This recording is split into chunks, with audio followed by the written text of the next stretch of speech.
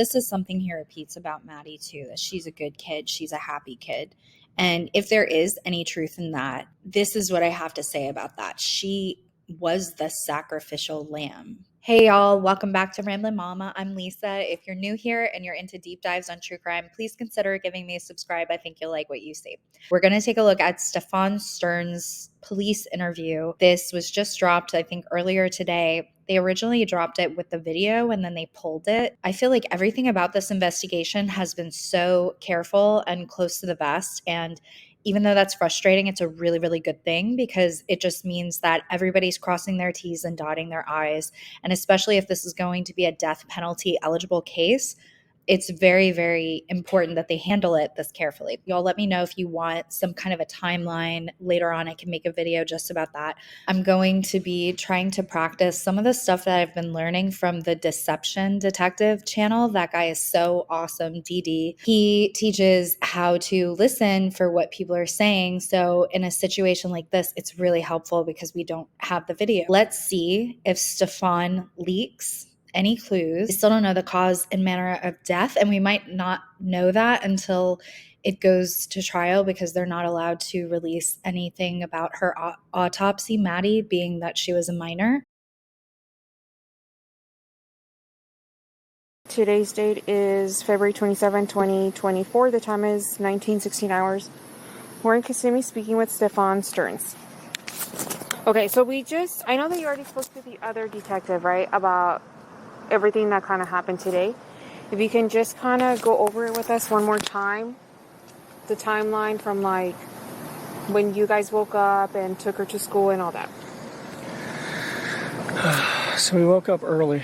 The plan was that we were going to get McDonald's breakfast on the way, so we made amazingly good time. I don't mean to interrupt you, okay? Neither of us were here yesterday, so if you can be kind of like specific about like times and stuff like that, okay? Woke up around 7:15, somewhere around there, which is an early start for us, but we had talked about getting McDonald's breakfast beforehand, so we wanted to make good time. We did make good time. We got out the door maybe 7:30ish, 7:45ish maybe. Got over to that area. She was asleep in the car most of the time, just snoozing until we got there. We got to McDonald's. We're close to McDonald's. I said, "You still want it?" She wasn't interested in the McDonald's anymore, so we continued on. And she wanted to be dropped off a little down the ways from the school. She's got this phase that she's been into lately where she's very particular about what car she's seen getting out of in front of the school. She prefers her mom's car, but my cars are, I guess, kind of hoopties. I get it. It's an image thing. But that was sometime probably between 8:20 and 8:40ish, somewhere in there. It was along the stretch of the road that on the right side that has all the communities on it. Before you get to the overpass. You could see the overpass from where it was. So it was on that side, on that stretch of road, and that's where I dropped her off. She said she was going to go wait for her friends. She was going to go find them and hang out and wait for her friends. And I asked if that was going to be okay. She said, yeah, it's fine. Kids get dropped off early enough as it is. It's not totally unusual for that to happen. It's just not usually that early that I drop her off. I do school runs every once in a while for her. I said, okay. Let her out. Have a good day. Love you. Thanks. Love you too. And I turned around and was driving away and was watching her in my rearview mirror to make sure that she was going where she was supposed to go. And she was moving in that direction, but she was rummaging around in her backpack for something. What I assumed was probably headphones or something like that, but find out later that she forgot her phone here, so she may have been rummaging for her phone. But she was still kind of making her way towards that direction, so it looked okay. It looked like any other day. And I just continued on. Okay. When you said you dropped her off, like, in the area, kind of like where exactly did you drop her off? So if you... I don't know if it's because I can't see body language, but the sound of it is like the cops are being fairly stern with him, pardon the pun. I wonder about that because this dude seems very prideful. In fact, my prediction is that this will not go to trial if he's given the opportunity. The vibe I get from him is like he's had a very soft life, not just because he's complaining about minor inconveniences and acting like they're massive, and because he's somehow making the disappearance at this point, right? That's what investigators think. The disappearance of a little girl somehow seems to be an inconvenience to him and like all about him. But also, I don't know, it's a certain fragility that he seems to have. And even the way he like kind of like has a little bit of raspiness in his voice, it could be affectation. He certainly put that on heavily in the news interview to elicit sympathy for him, which again, gross and big red flag. Your main concern should be communicating every single bit of knowledge that you know about this kid and the last time you saw her, and trying to communicate that as clearly and emphatically as possible so that the public at large can look out for her, find her, keep her safe. All that to say that I wonder about not playing patty cake with him a little bit more. And I wonder if it's because they have to counteract all the distractions of being on the outside. An interrogation room offers you a massive advantage because it already signals to our lizard brain, literally there is one way out, and the only way out is through this person. And often they'll situate their bodies between the person they're interviewing and the door to heighten that sense of capture even more. But this, he's out somewhere in the open. Maybe it's on a bench outside of headquarters or something, like a picnic table. There's traffic. There's a plane going by. There's a dog barking. He's still a free man. And so I wonder if they're being a little bit more direct with him and less good cop friendly with him. Pull down the street going towards the school. You've got that whole strip of communities on the right side there. It was in that stretch of sidewalk there. We pulled in and maybe about halfway up the street or so, and she was like, right here's good. Was it like in one of the apartment complexes, the church? Not in, it was outside one of the apartment. It was just on the sidewalk on the side of the road there. Just like a tuck and roll, you know? Okay, so like if I were to be on the road, where, with the maps, like, what do you remember seeing that you dropped her off at? I remember the overpass was up ahead. The sidewalk was on the right, row of trees. There was, I think, a median in the middle. And then there was another community maybe across from that before you get to the church. So it was like before the church. So Town Loop Boulevard's that street that connects to the school. Yeah. Is that the street that you... Is this, which one? So that's Town Loop Boulevard, right? Town That's the Loop, one yes. that... And where's the school located here? The school's right here. School's right there. What I can say so far, which strikes me, is this very woe is me kind of victim attitude, which reminds me of that attitude that he had in the police car when he was getting transported by that police officer, that video that dropped a couple of weeks ago. They talked a little bit about music and stuff like that, but Stephan was very quick to talk about like how uncomfortable it was to sleep on the floor. How's the temperature feel? Better than it was. Okay. Thank you. You're welcome.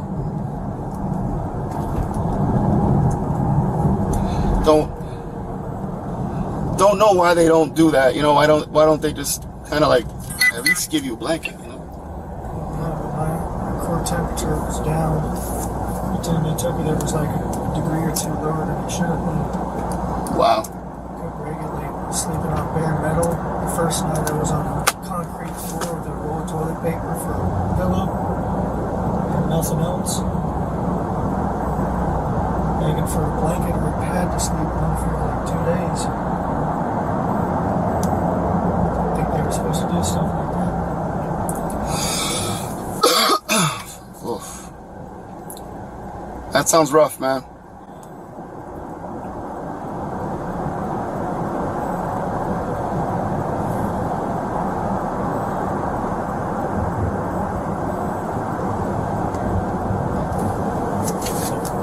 And I just wonder about that personality type that feels so kind of persecuted and victimized, kind of victim narcissist thing comes to mind, because you're inflicting this type of abuse for this many years on this young and innocent of a child.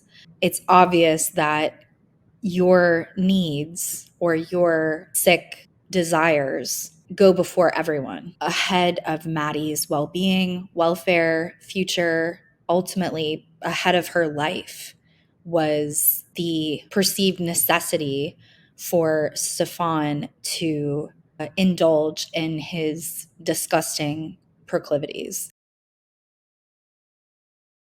So that's Town Loop Boulevard, right? That's the one yes. And where's the school located here? The school's right here. School's right there. Okay, so the school would be on the left in this case. Here's the overpass So you guys came from this about. side? Yeah, we Okay. came from Town Loop, I think, which is Town Center. Yeah, so we made a right here and then pulled somewhere about. So you came from Town Center and turned onto Town Loop. Yeah, where's the church? Is this the church here? There is assume yep, so, that's yeah. the church. Okay, so we weren't up to the church yet. So we were pulled onto here, and then we pulled maybe about halfway up here, and I dropped her off somewhere in this area here. And she walked from there to the school? Yeah. It's a pretty long way. It's maybe a block or so, but it's not out of the ordinary for her. She likes to do that sometimes. She likes the cold weather. She was wearing her hoodie. You can hear that they're kind of incredulous that he would drop off a little 13-year-old. She likes the cold walks. So you dropped her off near Lilac? Does that sound right? Yeah, it wasn't at a cross street. It was just a bit of the sidewalk there. So did you merge into the sidewalk, or did you stop in the middle of the street, or? I just pulled over to the sidewalk there. Let her hop out. How often do you drop her off?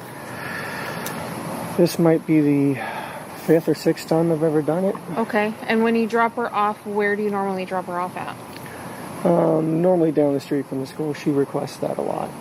Like the same area or somewhere else? Especially if it's sometimes in the church parking lot, sometimes just wherever she tells us to let her out. As long as it's close, you know. So it's halfway between Town Loop and Town Center and the church? Yeah, it's just in this stretch right here. Like we got about maybe halfway up and it was there.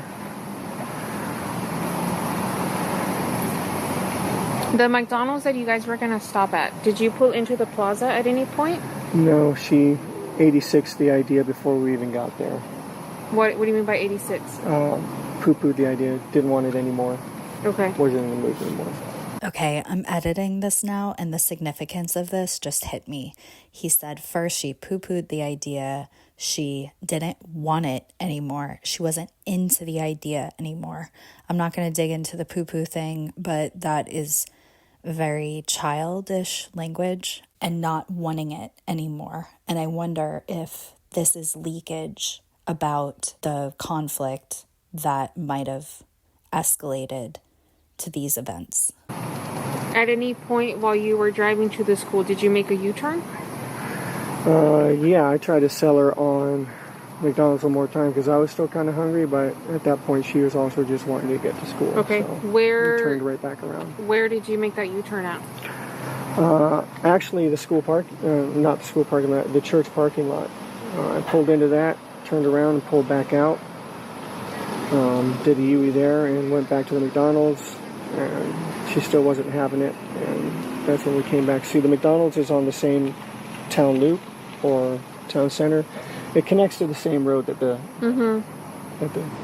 school's on? Yeah, so it's like a straight shot. So you guys came from, just so I can kind of get a good visualization, Town Center, and where did you come from, Town Center? Town Center, so where's the McDonald's? I'm so bad at reading these, I'm sorry. So we This came, is all Town Center. So we came across on Town Loop, I believe. Is that the school is that the road that the school is on? No, this is Town Center. So you said you were on Town Center, and then you made a right on Town Loop. which is the one that takes you to the school. Yes, correct. Right? I think you passed it. But what I'm saying is before Town Loop, for Town Center, what street did you take? I'm so sorry. I'm bad with the streets around here. How do you usually get to the school? I just take John Young and then wait till I see the McDonald's and make a left there and then follow that around and that just use the landmarks. And I don't memorize the street names.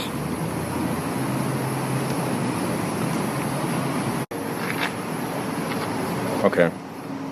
I'm sorry. So I'm doing my best. That's okay. So now that we know that you came from John Young Parkway and you made a left on Town Loop, so you passed the McDonald's. Yeah, that was when she said no to McDonald's the first time. Okay. So you guys keep on going on Town Loop. Yeah. But at that point, we still had a lot of time to kill. A lot of time to kill. I think she was dead at that point. To me, that seems like leakage about that, which is so dark.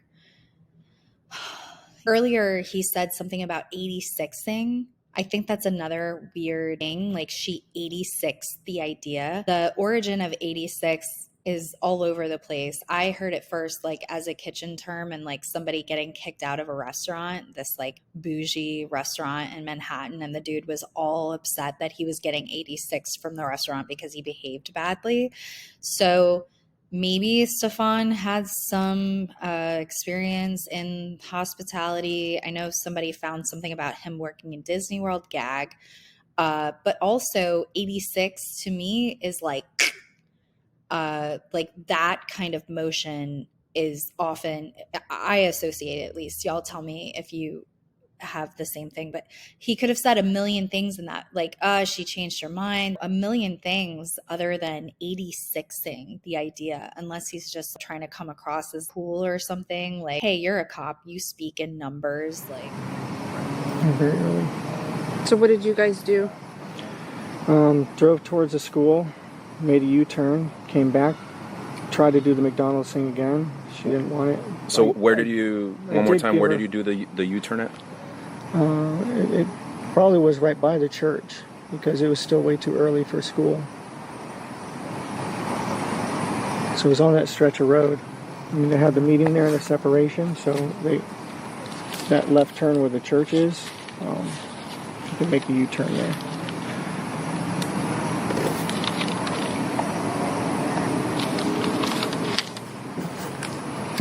And then after you dropped her off, what did you do? Stayed, talked to her for a minute, made sure, is it all right that you're going early? Because it was still early. And she said, yeah, it's fine. I'm going to hang out and wait for my friends to get there, which she does sometimes, so it didn't sound, outrageous or anything. And that was it. Told her to have a good day. I loved her. She told me she loved me too.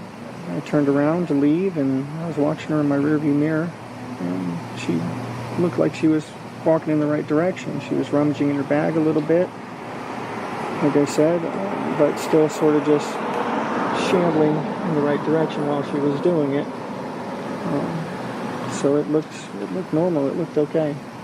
every time I've heard him give a recount of what happened, he always mentions that part about saying that I love you to her and that Maddie said it back to him.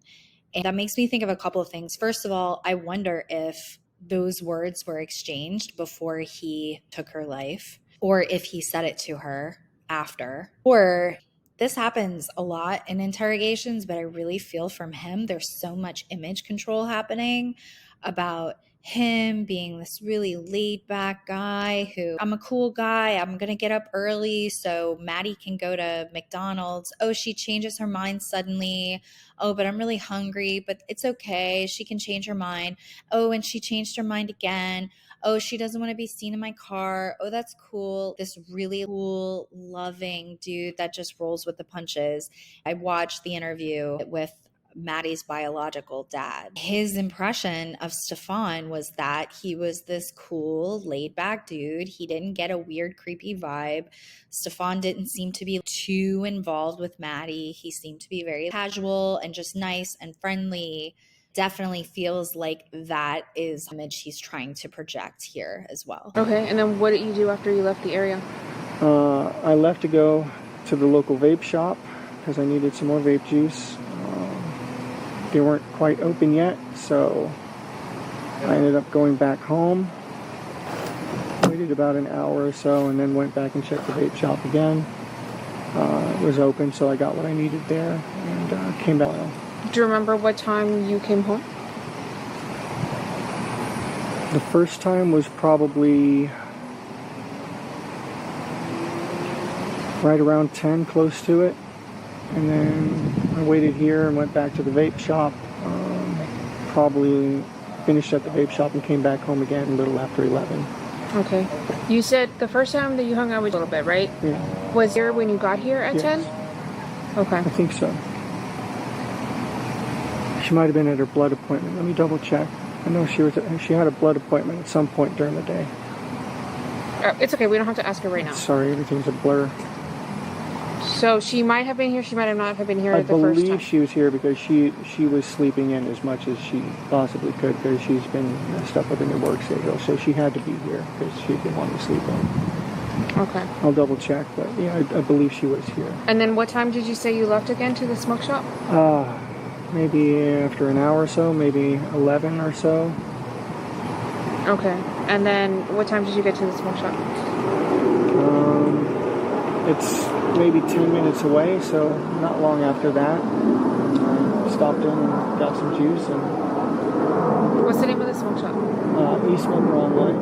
Okay. It's just over off of John Young. It's not far from the school. And then after the smoke shop, what did you do? Came home, yeah. Okay, for how long?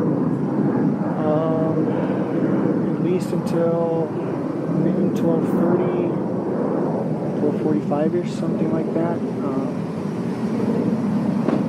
And then what did you do after that? I had a couple errands to run over on 192. She was talking about making a BJ shopping list. She just wanted to make sure I was back in time for us to both go pick up. So I was visiting some card shops around the area on 192.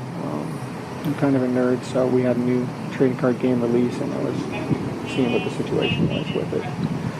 Do you remember what places you visited? Yeah, Coliseum of Comics.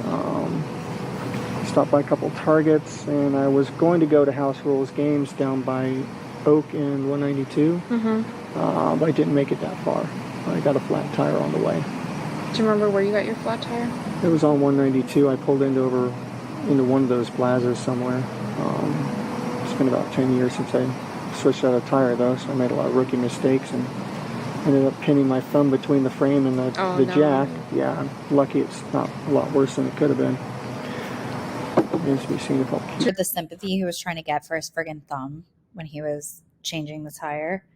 But at this point, I wonder if the officer is really getting what she needs because she's receptive and actually, oh no, gives him the reaction that he wants. As he's giving his timeline, I'm like, damn, we're already at the point where it's time to pick Maddie up from school, and you went to the vape store and a couple of other places and got turned around and caught every red light. Like, yeah, dude, that's still not. Do you remember the name of the plaza by any chance? Do you remember like what stores were in this plaza? It was like right before you got to Oak, though, so it was one of those little strips. Okay.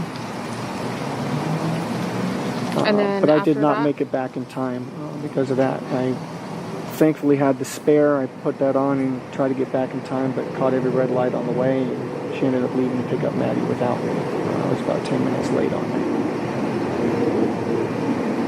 So I called her and let her know what happened. I apologized profusely because I promised I'd be there with her to go pick her up.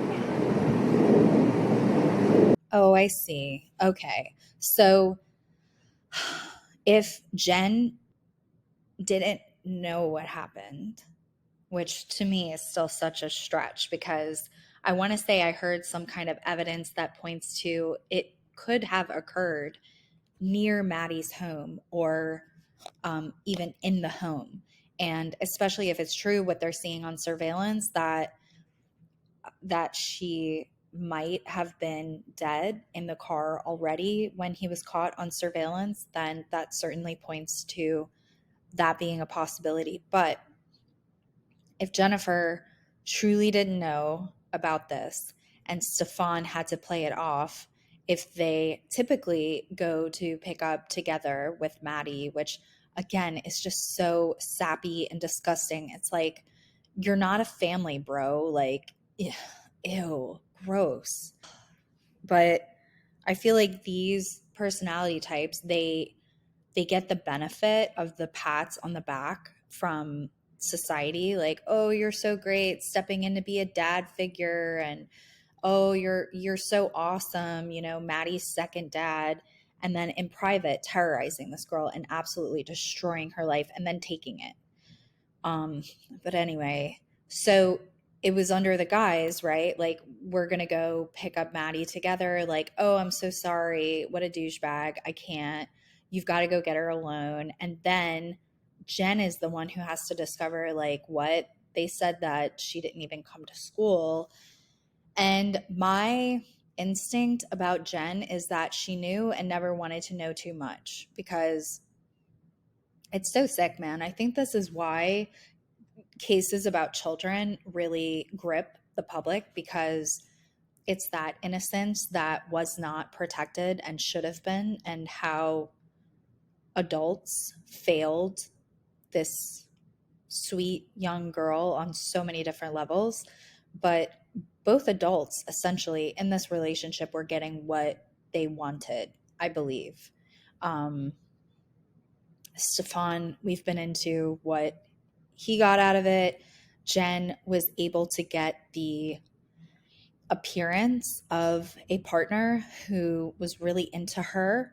And of course, he was into her because he had an all access pass to her daughter and recording images of her daughter from the time her daughter was 8. And people say the abuse started at 8. I mean, I would say the abuse probably started when he met Maddie. And if that's 8, it was 8. If it was 7, it was 7. 8 is when he had the first evidence of it on his phone.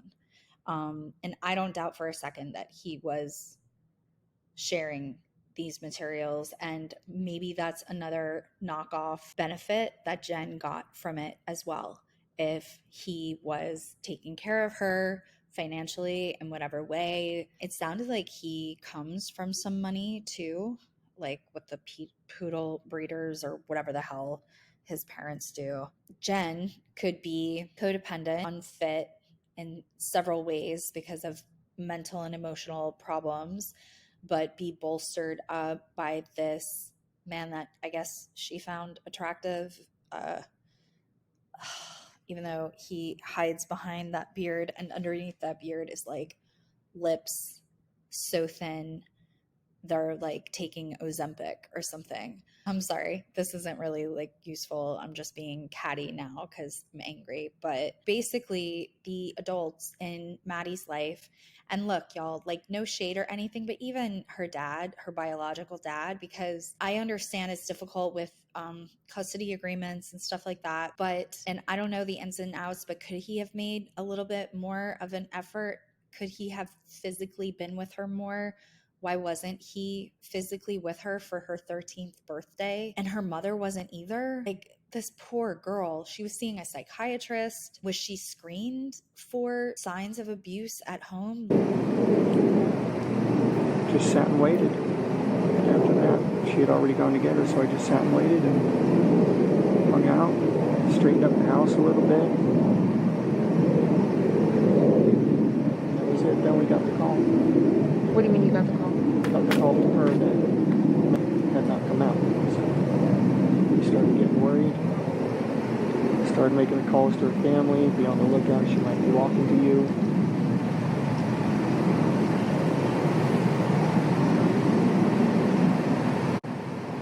That's just when everything sort of started going downhill.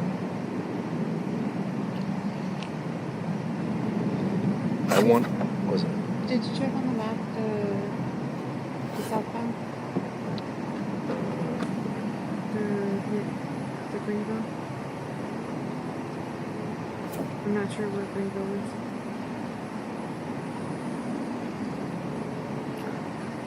I noticed, I'm sorry, that she forgot her phone, right? Is it normal for her to not have her phone? Unfortunately, she's severely ADHD, as am I and her mother. So it is not uncommon at all, and in fact, very, very usual thing for her to forget things. She'd forget her head if it wasn't screwed on. And we're forgetful about, writing her about that. We'll remind her, and then it will leave our mind, and she'll say okay, and then it will leave her mind. And is she on medication for this stuff? Normally, yes. She's been staying with her grandparents a lot this week while her mom was working. So she has not been getting her meds a whole lot. Okay. So she was really spacing. Where's mom working at? What changed in her hours that she needs all this sleep? She's training, so it's not a set schedule yet. Okay. It's just early this day, late closing training this day. So different hours. Yeah, no, that takes a toll. So I came up here. She needed help.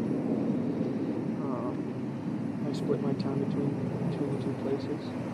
You know what this reminds me of? I think identified it.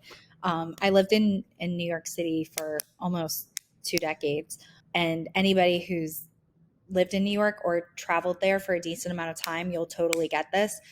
There were a couple of guys that would ask for money going train to train that had this exact, like, ladies and gentlemen, sorry to bother you, if you could help me, and like the same litany that Stephan is going through. It's almost comical the way he's describing it. It's like a house full of ADHD challenged individuals, and one's medicated, and Jen's like hours are all around, and Maddie had to sleep at her grandparents and stuff. Like, none of these things are that devastating, and yet the way Stephan presents it, it's like this big Grecian tragedy. And that's what the dudes on the subway always did. And lost my job, I'm a this, I'm a that, I've got all these diseases and whatever. If you could just find it in your heart, it's giving beggars. Yeah.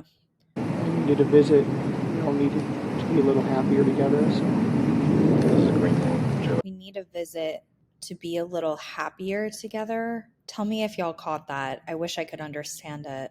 I know he's saying he was splitting his time between living with his parents and staying with Jen. Again, man in his late 30s doesn't have a place of his own, whatever, plays video games, is into a lot of that stuff on Discord, is cool about like, yeah, I get it. It's an image thing, Maddie. Like, you don't want to be seen in my little hoopty. This reminds me of the interview that Elise had on her channel with this lady who I think she was in the FBI. I forget. Sorry. But she was an expert. She had a lot of these types of patients. And she was saying their whole thing, a lot of them are kind of like in arrested development. And they actually, on an emotional or intellectual level, relate to these children. But the criminal aspect of it comes in that they relate to them. They're like, oh, yeah, we could be friends and stuff like that, which could maybe be innocent, not being friends, but like just being able to relate to someone who is much younger than you. But the criminal element comes in that they are men with full, the hormones that a grown adult man has and urges that a grown adult man has. And that's where the wires get crossed. I think. Just tell me, Joe. And where's the McDonald's? Right.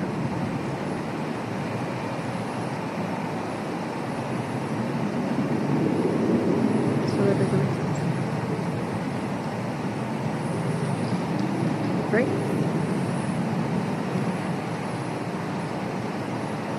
Because the school's up here?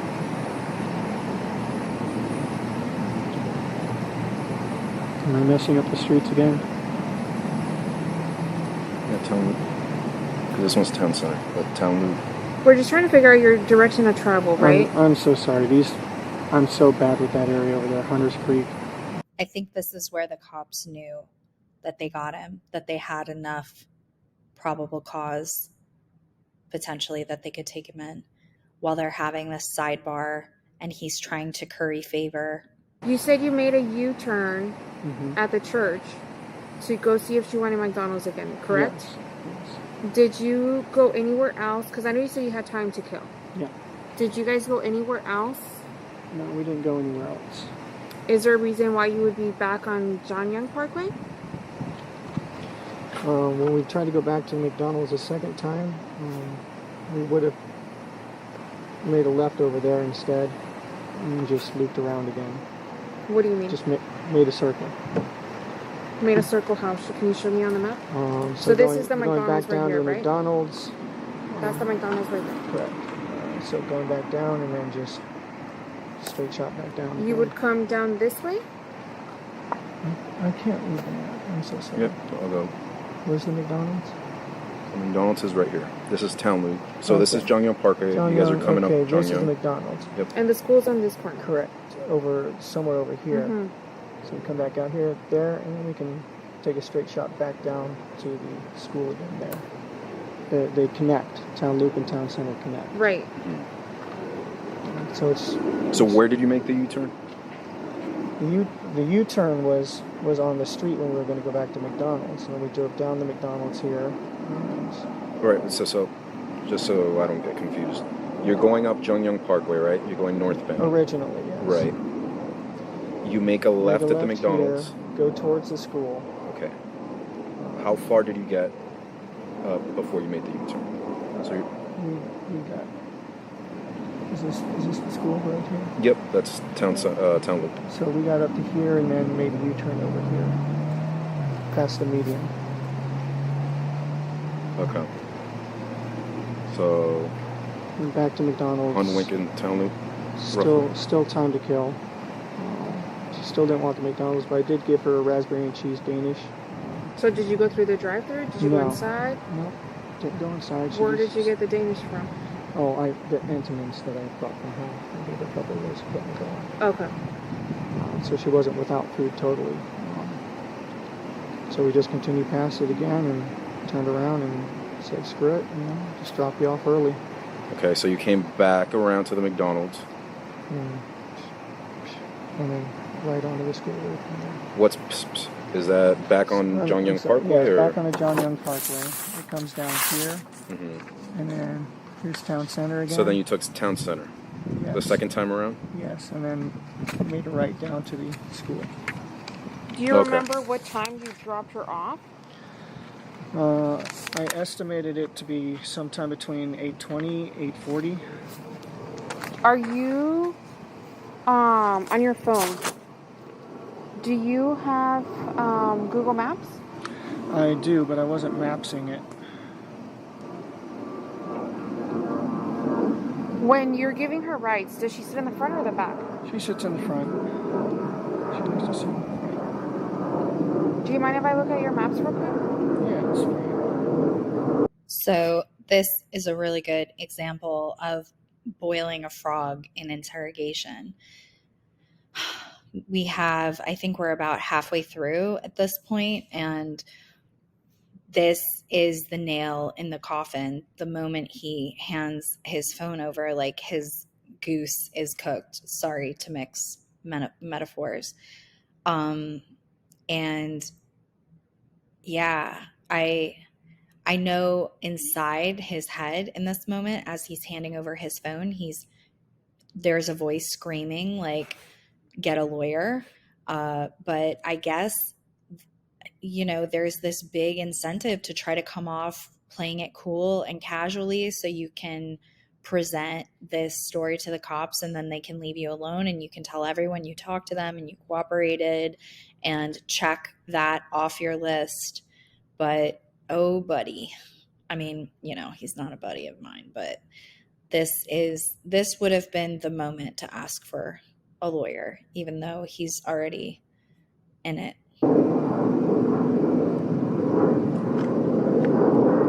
And just to confirm also, you said, so the second time around, you said you went up Jonghyun Parkway, you went through Town Center this time, made a right on Town Loop, And then you said you And then dropped it her was off right here in this stretch area. around this area. Okay. Which was before the underpass. Correct. Before the underpass, just before the church. The church was ahead on the left. The underpass was just beyond that. The school was just on the other side of the underpass. So maybe on the left-hand side. Maybe a block away. Okay. And you said that that's typical of her to walk that distance? Yeah, she likes the morning walks when it's cool. She doesn't like being seen getting out of certain cars. Being a middle schooler, it's an image thing. And she will sometimes like to hang out and wait for her friends. She's known to do that. Okay.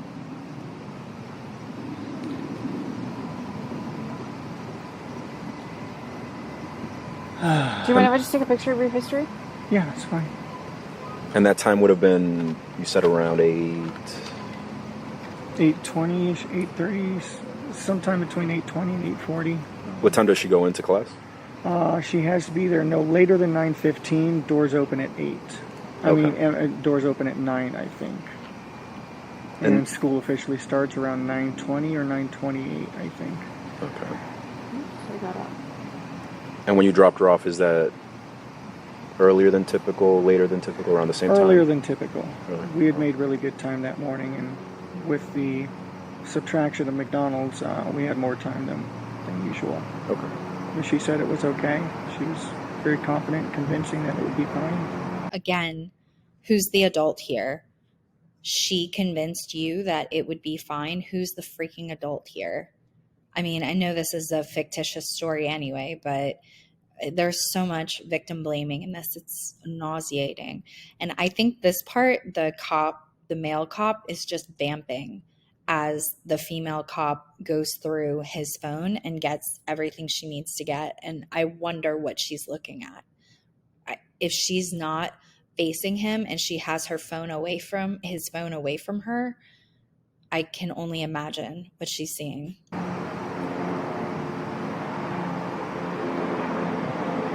And you saw what direction she walked to after you dropped her off? Yeah, it looked like she was moving towards the direction of the school like she was supposed to. Was she still on the right side of the road, or did she cross over? She was when I left her, yeah. She was still on the right side. What kind of phone is this? S23 Ultra, I think. I don't know how to work this thing. I barely know how to work it myself. I'm an iPhone person. No. Is it okay if I go in your settings real quick? I just want to see if you're logged on to your Google. I am not logged on to my Google with that, actually. Is it okay if I check? Yeah. Does she have any other devices besides that phone? Any other electronics? She had her school laptop with her. Okay. Is that still supposed to be with her? Still supposed to be with her, yes. Okay. And what kind of book bag was she carrying? Black book bag with like grayish blue hibiscus flowers on it, like a print.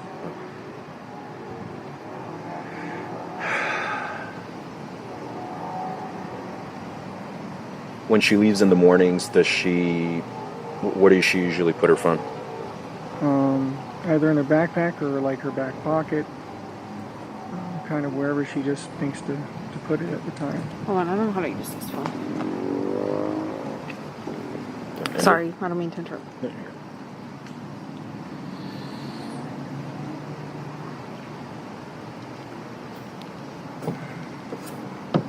I don't know, you've probably been asked already, but she's never ran away or been away for longer than a certain period of time, amount of time, nothing like that. No, she's very dependent on us. I don't think she'd know what to do if she did run away. She's not the type.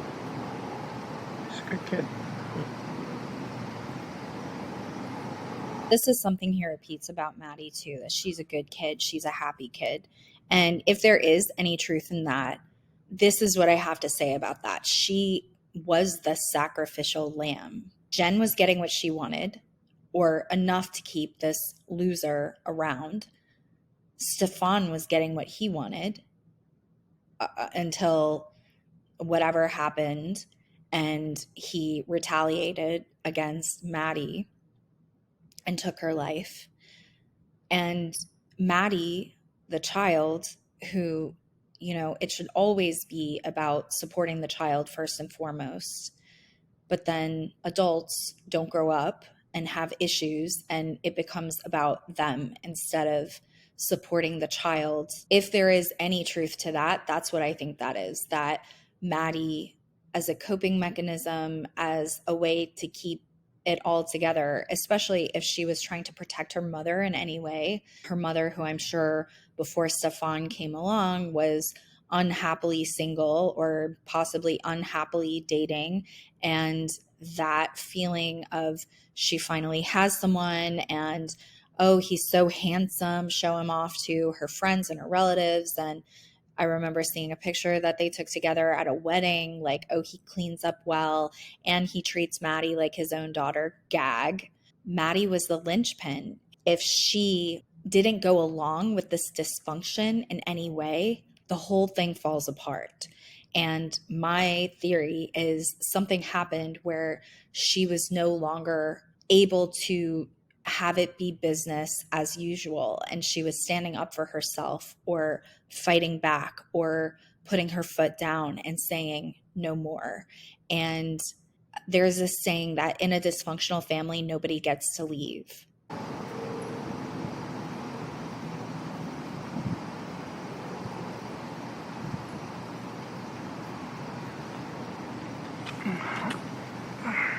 Besides the ADHD, is she diagnosed with anything else?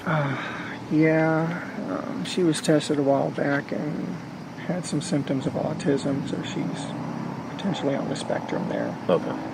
She was officially diagnosed with it when she was younger, and then she was retested and said, well, she shows symptoms of being on the spectrum, but maybe not full-on autistic.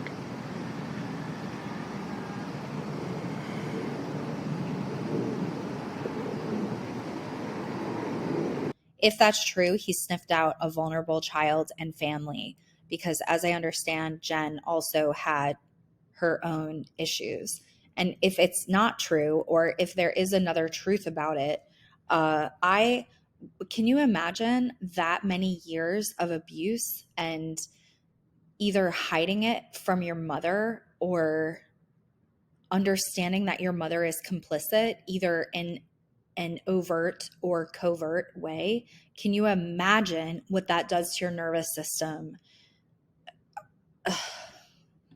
And that heavy sigh operates as a woe is me, feel sorry for me, but also just fight or flight leakage, trying to get more oxygen in or regulate his heartbeat and his respiration. Is this what you use to go places? Yes.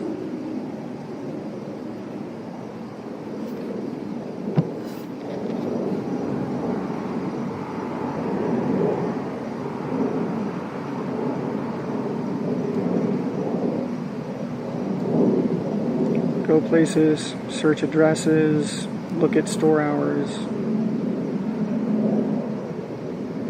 write reviews.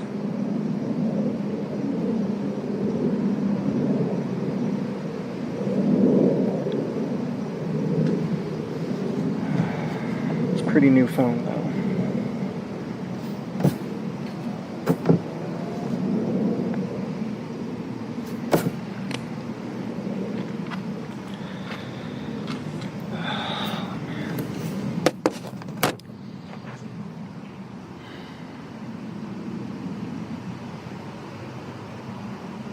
Have we had any updates?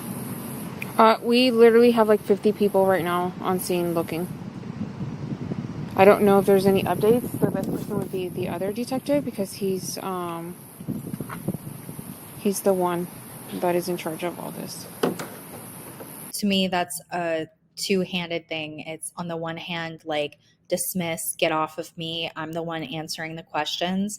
And on the other hand, it's 50 people are already out there looking for Maddie kind of intimidation. I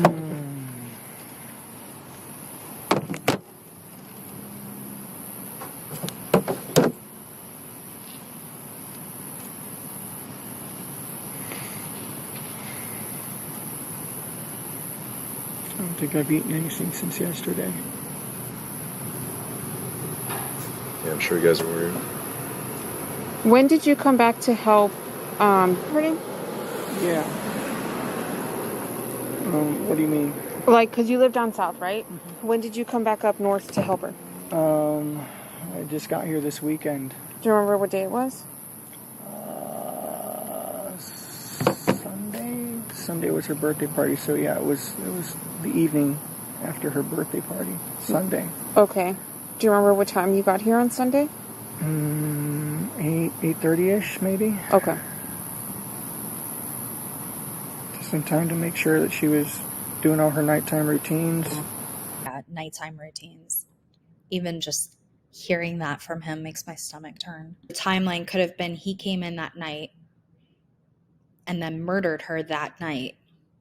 It was either that night or that morning. So that was there was something very explosive that happened. That's a fast timeline. Unless he was already, there were already some kind of fight happening via text or phone or whatever before he arrived. And maybe even something that beckoned him to come back. Well, I think he would have been at her birthday party regardless, but it gave him even more of a fire under him to get back. I'm waiting for her mom to get home.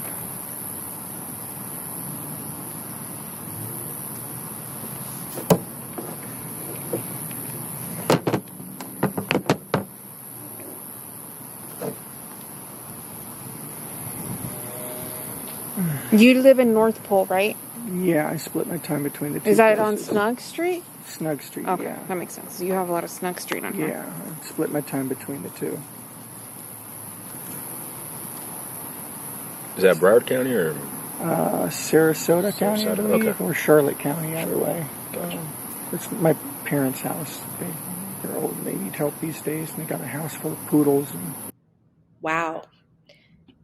His parents' place in Port Charlotte to St. Cloud, Florida, was a 3-hour drive. So he would split his time between there. And I mean, of course, because pedos will go to no end, right? I mean, what's a 6-hour round trip for full access? they need help these days, and they got a house full of poodles, and it's chaos. That's why I needed to come back up here and just get away from that. Between two deaf old people yelling at each other and poodles yapping all the time, it's enough to drive anyone up a wall. I was very happy to be back here. Oh my God, y'all. Like the drama. Do you see what I'm saying? A house of poodles and it's chaos. Really? A friggin' house of poodles is chaos to you? Sorry. Yeah. Did you and your wife, when you guys were looking for where did you guys look? Me and her stayed local. It was all the rest of the family that mobilized and was beating the bushes. And Did you guys drive together or separate? I don't think we drove anywhere when we were looking. You didn't drive anywhere? Not that I recall. Did you guys go anywhere last night? Was that media? Maybe. I think Fox 35 or something was coming. Yeah. If it is, let me tell him he needs to take it out. Okay. Yeah, they're getting some looky-loos from the media. Of course they are. Drive anyone up a wall, beating the bush. I don't think these things are accidents either, right? He was driving her around. We know that. Perhaps she was obscured by a bush. That's where, or near one where he left her body. I don't recall. You have to ask her if we went anywhere. I don't recall. I was so zonked out on Ativan at that point. Okay. Just, I was a wreck. I don't think... And this would have been when? I don't recall us going anywhere last night, but honestly, at that point my brain was mush and I was on so many tranquilizers to keep me stable. I was just... You said Ativan? Yeah. Do you usually take that? Or? Yeah, I have a prescription. I haven't needed it in a long time, though. But What's that for? anxiety. Okay. I was having these rolling panic attacks and breaking down crying, and I just... Oh, it got lost, sorry. Oh, thank you. Here you go. And get to sleep last night. And then again this afternoon. That's why I missed your calls. I'm sorry. I took an Ativan and conked out for a few hours. It's the only time when I'm not crying. When I first heard this, Ativan was a red flag to me because I thought of Maddie in the car, and my husband has probably don't need to share this, but my husband has severe like dental anxiety, and before certain procedures, he'll take Ativan, and it is such, I mean, this is how it impacts him. It's such a nuisance when he has to take it because he like physically his body is kind of like incapacitated. He can walk, but maneuvering, transitioning from like getting in, like out of the car, going up a step, like anything more complicated than kind of just sitting there or just like walking in a not straight line, but like kind of a straight direction, is he needs help. It's kind of like his body is drunk. He doesn't it doesn't make him like slur or anything like that, but it makes him very, very sleepy. So yeah, if he has access to Ativan, if Stephan has access to Ativan, Maddie very well could have been alive but drugged in the car at that time when she was seen on surveillance in the morning.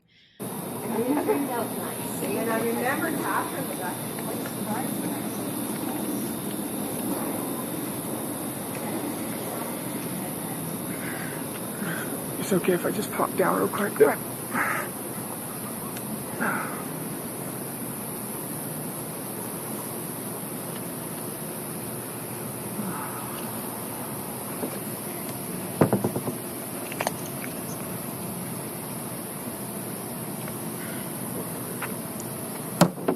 So we're trying to get just a good idea, times, all that stuff. Yeah. I'm so sorry. I'm giving my best recollections. I'm not a morning person as it is. So a lot of the times are best guess. But we know that you go up Jongyang Parkway, down. That's the road you usually take to take her, and then you make a left at that McDonald's, right, which is the town loop. You can make a left to get there either at the McDonald's or at Town Center itself. They both lead to the school. So if you leave her at, just so you get a sense of direction, Jongyang Parkway goes northbound and southbound. So you're going northbound into Orange County, making a left at the McDonald's, which is the town loop. You said when you did drop her off at that medium, you said it was around 8:20 to 8:30-ish, somewhere around that time? Somewhere in there, yeah. It was early, but not like outrageously early, you know? So what would you estimate when you made a left at that McDonald's to be?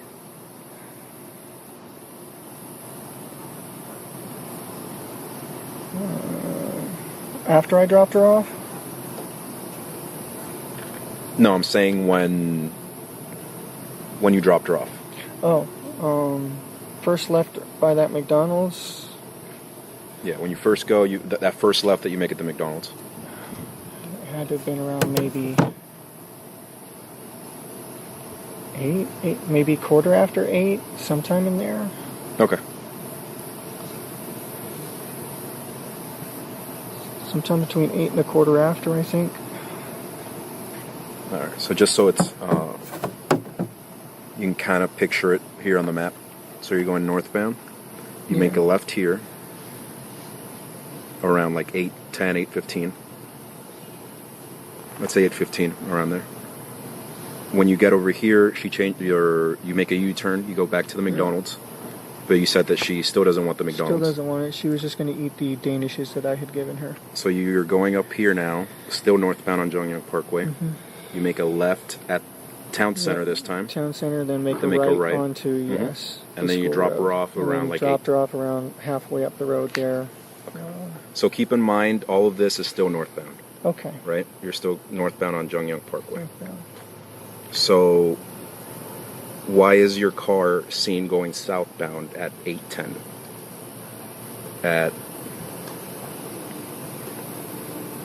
I'll show you what location it is.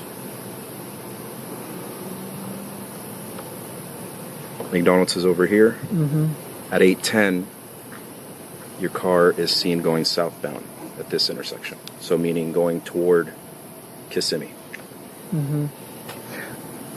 I had forgotten my gate clicker. I'm sorry. I forgot. I had gone back to the house real quick after we left because I forgot my gate clicker. I actually had to go through the front gate and use my parking pass to grab my clicker. So it was the wrong time. I'm sorry.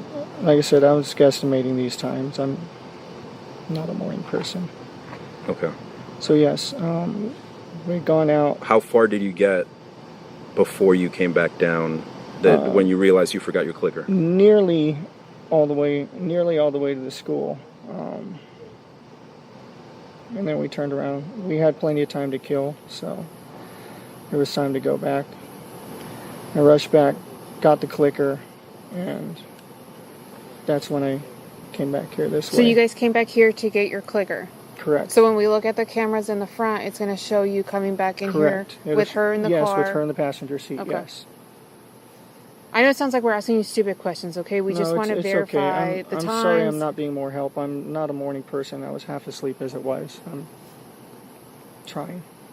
The clickers to get where? Into our neighborhood. Okay, and you forgot the clicker where? I had forgotten the clicker here. So how did you get in? I was able to use my parking sticker for them to scan to let me through. Okay, so could you not have done that after you dropped her off? I could have, but I also like to come back in from the back gate a lot of the times, and I didn't know if I would be back right away. And sometimes they're busy up front, so it's better not to wait in a line. What time is security usually there at the front gate? They were there when I came through. He scanned my ticket. So would it have not just made more sense to drop her off and come back since security's already there? I don't know if it made more sense. It's just what I did. Okay.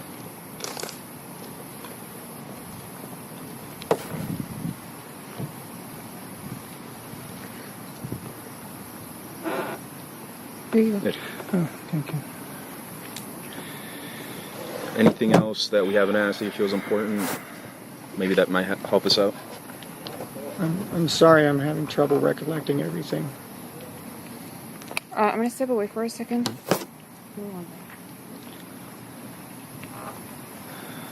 Anything that you remember maybe she might have told you? She didn't mention anything in particular.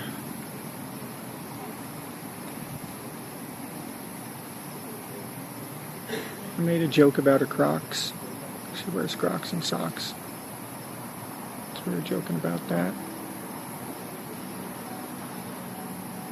Would she say she's usually like a happy, go lucky girl? Very happy. She brings a lot of joy. She's a very good girl. It definitely doesn't feel the same around here if she's not here.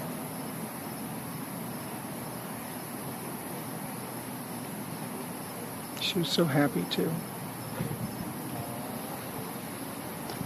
She was looking forward to my visit here. She was looking forward to us all being together.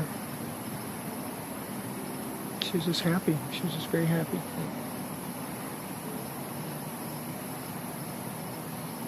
Oh, wow. I loved her like she was my own. And is she the only child, or does she have siblings? She is the only child, yes. Do you have any kids with anyone else, or no? So she's kind of is what we call me. So you'd say you guys have a pretty good relationship. Yeah, definitely have a very strong bond.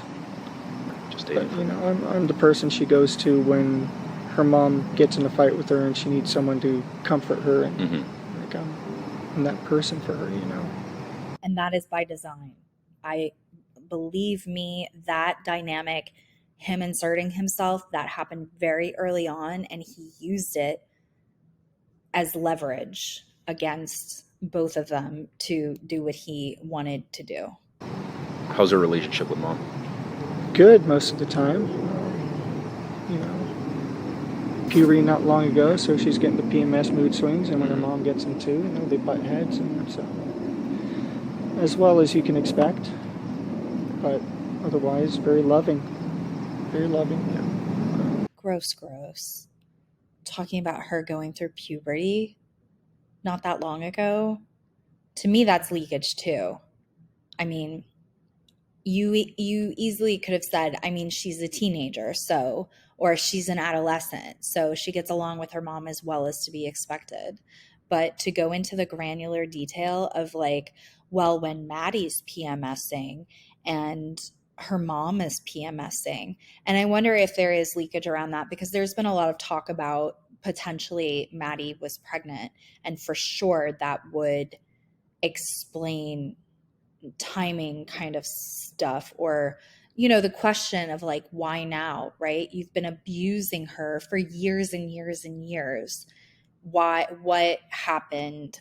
What incited this incident? Not victim blaming at all, but just saying, what was the straw that broke the camel's back and made him want to do this, because he decided. This girl knows nothing but love here in this house. She hardly ever hears the word no. Double-edged sword that is. Dubs, that is not love. That is enabling and not knowing boundaries and not parenting, not being grown-ups who parent children. You need to be the grown-up. But of course, you can't, if you decide to not grow up and to not hold yourself to a higher standard, then it's, of course, you're not going to put boundaries down for your child because, right. Anyway, sorry. How is she in school? So-so. She's so-so in school.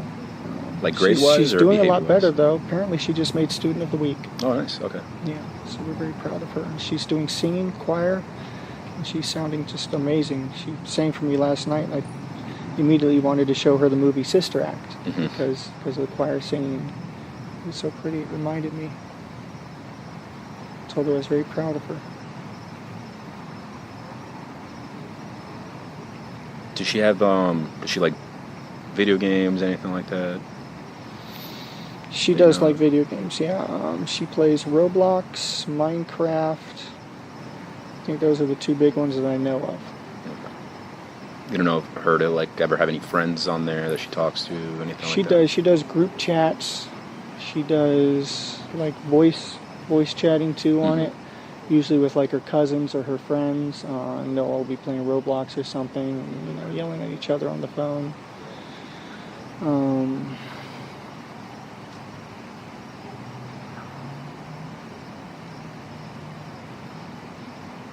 When's the last time you all lived together? December. December. Okay. December. And you said the reason was for your parents down there? Yeah, going down to help them because they're getting on in age and they're making their end-of-life plans and they need someone to help out. Can you unlock this one more time, please? Sure. I have a question. Yes. Sorry, are you guys done? No, we're good. The other detective mentioned that you did not have your phone yesterday? Correct. Tell me about that. I left my phone at home in the morning too. I was so busy riding Herd over to get us out the door on time that I left my phone. She left her phone. Okay. We both left our phones. Did you have your phone when you went to the smoke shop? Not the first time after I dropped her off. I was still without it. I got my phone and went back to the smoke shop. Okay. Later when I got home. And then I also noticed, I was checking your call history. I noticed that you don't have anything before this morning. Is that unusual on your phone? No, it's a new phone. Stupid. I went to do an update yesterday morning, and I don't know what the fuck. Pardon me.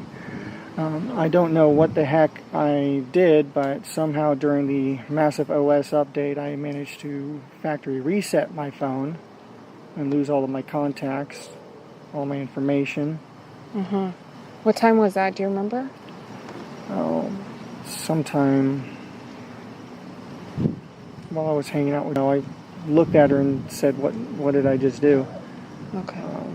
She might know better. I don't know what time it was. It was when I was here with... Okay.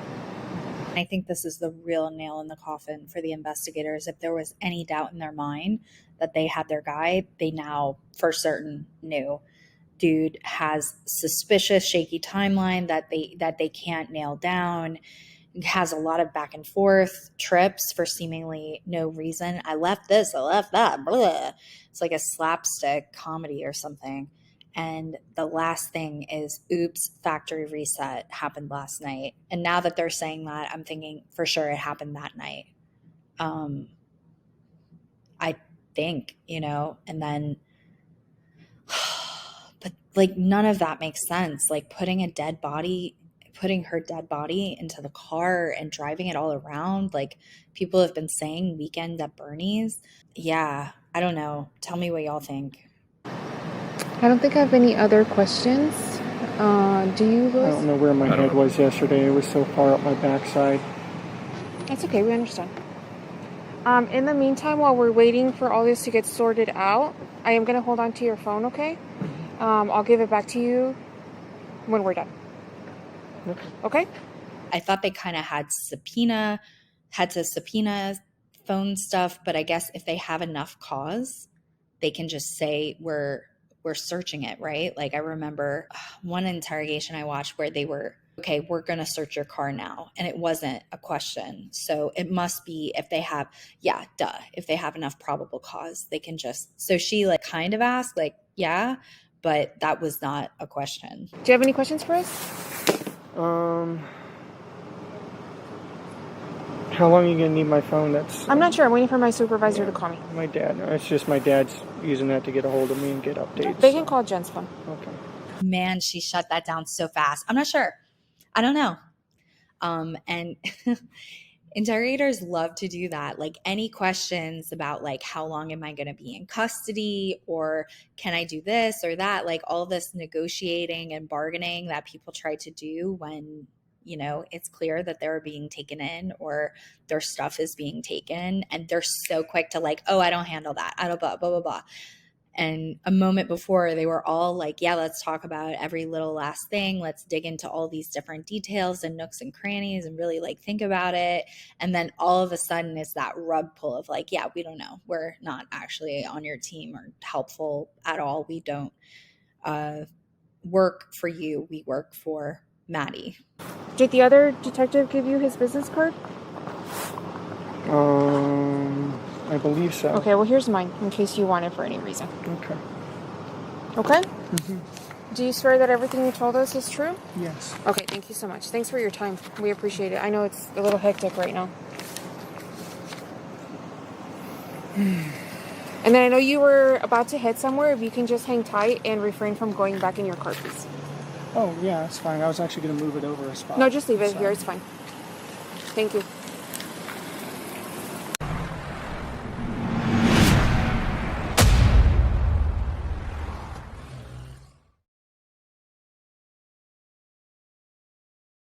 Do y'all remember being 13? Like I remember having such intense crushes, basically from the age of 13 until, I don't know, late 20s or something. Maddie, outside of being horrifically abused, seemed like your typical young girl. And what is to stop her from having crushes on boys her age who are appropriate for her to have feelings towards? And I can only imagine someone who already feels so victimized and persecuted and like he has to be the center of the world, what that could do to that type of personality. It's the kind of thing where if you took a drink every time he told you a sob story, makes me think of what Greg Hartley says from the behavior panel. The organism does what made the organism successful. I think this sob story BS worked for Stephan inside of his family unit with his whatever, whenever he needed to woe is me, tuck his tail, tell a sob story, and probably worked with Jen if he ever had close brushes if in fact she didn't know, which is just like, you gotta suspend disbelief to even begin to go there. But, and I'm sure with her family, with currying favor with people, I'm sure this is like, the way he plays it is his ace in the hole. Well, I'm sorry to laugh. I don't mean to be disrespectful, but this is clown like. And how, like, it worked. This sob story act thing worked. So I think in this moment, like, something is registering, something that he saw, that they did, that they said. Something is, if it's not on a conscious level, I'm pretty sure it is. He seems like bright enough, right? Obviously no mastermind, but he seems like he's got enough of an ability to pay attention to detail. So I do think it's conscious, but even if it isn't, his body is sensing that the walls are closing in and he's popping down. I guess that means if he's like sitting on a bench or something, he's going to like take a squat, try to get more oxygen into the back of his ribs, like kind of filling up his lung capacity with oxygen, because otherwise he might hyperventilate, faint. Greg Hartley also talks about signs of pre-confession and how you've got to, as an interrogator, like really be careful with your interview, because you don't want this person to pass out on you. They're no good to you then, right? I don't think he's anywhere near pre-confession, because this guy just seems too invested in self-preservation, but he for sure is entering some sort of like super heightened fight or flight state. How many times did he say time to kill in this interview? It's insane, man. Like, and every time he says it, I just keep thinking, did he drug her and he's driving her around and he's trying to come up with in his mind how he's going to do it?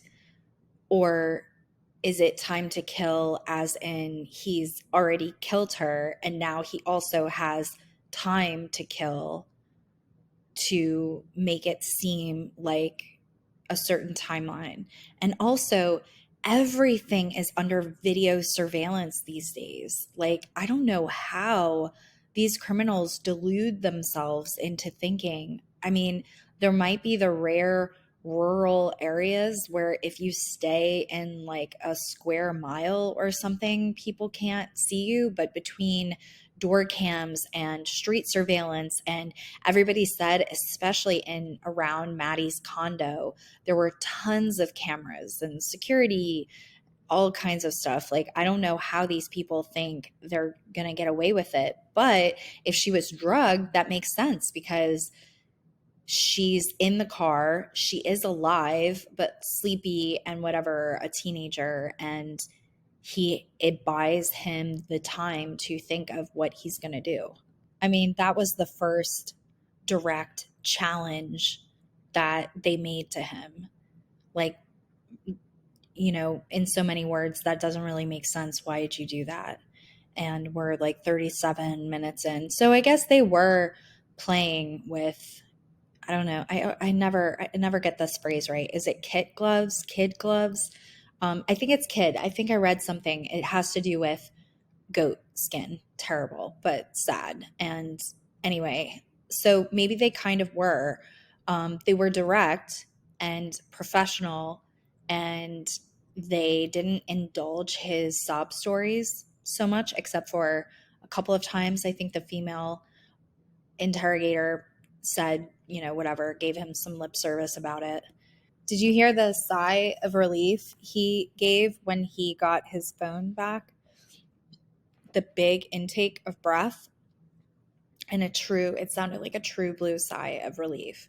And then trying to smooth things over with the interrogators by apologizing for how bad he is with time. He's also bad with street names. He's also got ADHD and anxiety and needed multiple tranquilizers just to stop having panic attacks last night. I mean, like, oh man, I'm sorry to laugh at it. It's just a coping mechanism, but it really does remind me of those signs that you see of, please help, I have this, I have that. And, not to make fun of the people out there that are struggling. It's obviously an effective method, right? Or those people wouldn't have that written on their signs. This dude wouldn't have all these sob stories. This is where his goose is cooked when she steps away. I think the female officer is talking to someone, telling them what she has. Maybe they're telling her what they've come up with in the meantime and taking next steps that they need to take him into custody. So I kind of interrupted that. Let me play it back. But it's him teasing her for wearing Crocs with socks. Again, just a detail that's supposed to show us how he's awesome, super number one dad ever, even though he's not a dad. He's not even a stepdad, and it's disgusting. That might have been actually truthful too. Gross, gross, gross, gross. Him calling her a good girl, so gross. Yeah, it doesn't feel the same, dude, because you just murdered your whatever, like, pedo gold mine. He's speaking in past tense about her too. Red flag. No, in fact, you don't have a kid at all, loser. And he doesn't correct them. It's like, okay. So thinking about that timeline, December is when he moved / got kicked out / they broke up, whatever. And then he was splitting his time kind of between then, and then came back for Maddie's birthday. February. Yeah, so that's like more than a couple of months of him being away. For all we know, that could have been the inciting incident of the distance that started to Maddie getting the distance to get well enough or whatever to put her foot down or be developing a crush with some boy, age appropriate boy, and be flirting with him or whatever it is, fill in the blank. Stephan wasn't able to control. And with these types of people, so much about it is control, and they pick someone to abuse that they can have control over. And in this case, he could have control over Jen and Maddie because of Jen's state being vulnerable in whatever ways. So it could be as simple as that the divide that began to grow in his time away and what that elicited inside of Stephan because of the lack of control he was having over Maddie's entire world. And he keeps trying to use Jen as backup. There was a time earlier when he was like, oh, I can text. He didn't say this, but it was like, I can text Jen to get the answer to some question. And the investigator quickly squashes that. Like, oh, no, we don't need to know now. And then him saying, what did I just do to Jen? I wonder if that's another leakage too. But the way he so closely involves Jen, both here and in that interview that we all saw with them together, it really makes you wonder. And sure, he had a gun, or at least at some part of the evidence, there was a gun listed. So for sure, there could have been threat of violence. Didn't know where his head was. He was out of his mind with rage and guilt. Well, I don't know if his personality type feels guilt, but as soon as they had his phone, it was game over. So y'all let me know what you think in the comments below. Again, thank you, JLR Investigates, for posting this, and I'll see y'all next time.